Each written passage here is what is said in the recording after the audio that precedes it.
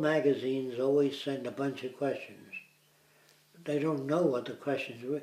When I say people don't even know what the questions are, I don't mean to be superior or ego trip above them. They don't know what the question is. The question is, how is education decided upon in the future? What is their methods of making a decision as to what children ought to learn or not to learn? Do you understand that? No one makes a decision. They have to know the child and know the problems. That's what you do. You go to a foreign country and a guy says, Strada. You say, what does that mean? He said, it means street.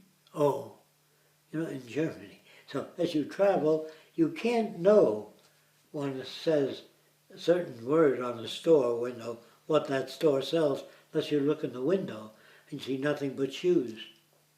You go to Mexico, it's charapas. Well, that means shoes. But if you don't know that, you can't develop an intuitive sense unless you look in the window. That's not intuitive. That's your trigger mechanism that tells you it's a shoe store. You go to a foreign country, you either have to learn the language or what they say is gibberish to you, no information. When two foreigners talk to each other, there can be no information extracted from you unless the words used are common words throughout the world. If a guy says, okay, it means he approves of it. That's a lot of questions there. So your question is, what is the question and what is the person looking for? And is the person asking a question or making a statement? All of these are statements because he just doesn't ask those questions. How do you decide what education is in the future? Will everybody be flying airplanes? Will there be regulations? There'll be regulations until the airplanes have mechanisms in them so they can't hit each other. So all private flying on Sunday would be over the ocean, not over cities. And if you develop a new airplane and it's your own design, you can fly it over the ocean Wednesdays and Thursdays, but you can't fly it over cities. Is that all right? But instead of telling you you can't fly over cities, that will build resentment. But if the airplane is so designed that it can't fly over cities by inertial navigation, people don't get mad. You can't get mad at natural law. You come out, you want to take your kids to the beach, and it's snowing. You say, I'm not going to the beach. The outside determines your answer.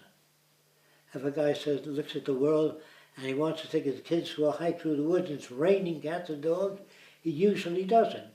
That affects his decision. In the future, there are prime decision effectors. But if you want to test new umbrellas, it's raining, you say, great, gives me an opportunity to test a new umbrella.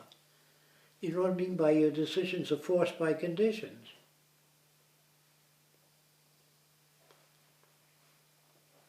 In other words, if you meet a girl and you want to have sex, she says, I won't have sex unless I'm married. And you say, what if the sex is lousy after you're married? What do? It doesn't work. It has all kinds of connotations. People really don't even know how to talk to each other. A minister does not concern himself with those problems. But if a marriage is not consumed, but is not followed through by sex, they can annul the marriage. And if you can't have children, I think the Catholic Church permits divorce. Because you can't raise Catholics if you can't have children. There's a lot of questions I can't answer without reorienting people. Then they can ask a better question. The answers to these questions that are written here applies to all areas, not just what about schools, what about houses, what about everything. Depends on the person, their background. I can't answer those questions. There are no answers. There are many varying descriptions.